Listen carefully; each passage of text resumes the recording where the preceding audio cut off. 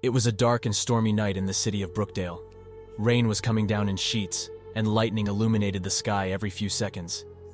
Emma was walking back to her apartment in the neighborhood of Westfield, which was a long hike in the best of weather conditions.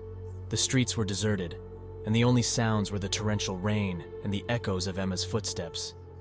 Emma was a college student at the University of Brookdale, and she had stayed late at the library finishing a research paper.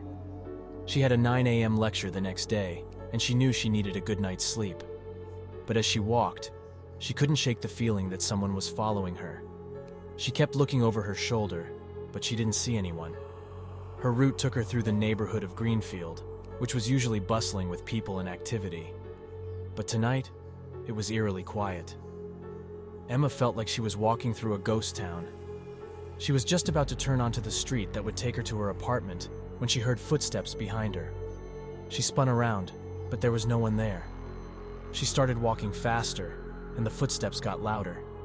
She turned around again, and this time she saw him. A man in a hoodie, his face obscured by the darkness. Emma broke into a run, but the man was faster. He tackled her from behind, and Emma felt the impact of her head hitting the pavement. She blacked out. When she regained consciousness, she was in a dark room. She was lying on a cold concrete floor, and her hands and feet were tied up. She couldn't move. It was pitch black, and she couldn't see anything. The only sound was the sound of her own breathing. She tried to call out for help, but her voice was hoarse and weak. She didn't know how long she had been there, but it felt like hours.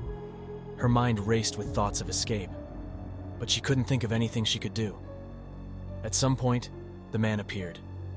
He was holding a flashlight, and Emma could see him clearly for the first time.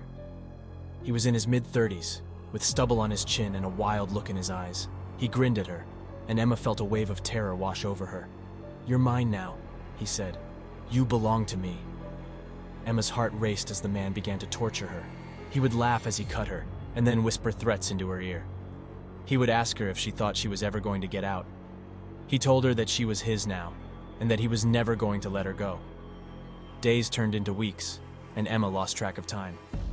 She barely ate, barely slept, and had given up all hope of being rescued. But then, she heard something. The sound of police sirens. She didn't dare to hope, but she knew that something was happening. The man was caught, and Emma was finally free. But the horrors she had endured stayed with her forever, haunting her every waking moment. She had escaped death, but at what cost? As Emma tried to move on with her life, she realized that the nightmare was far from over.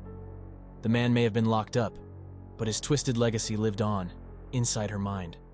She would never be the same again.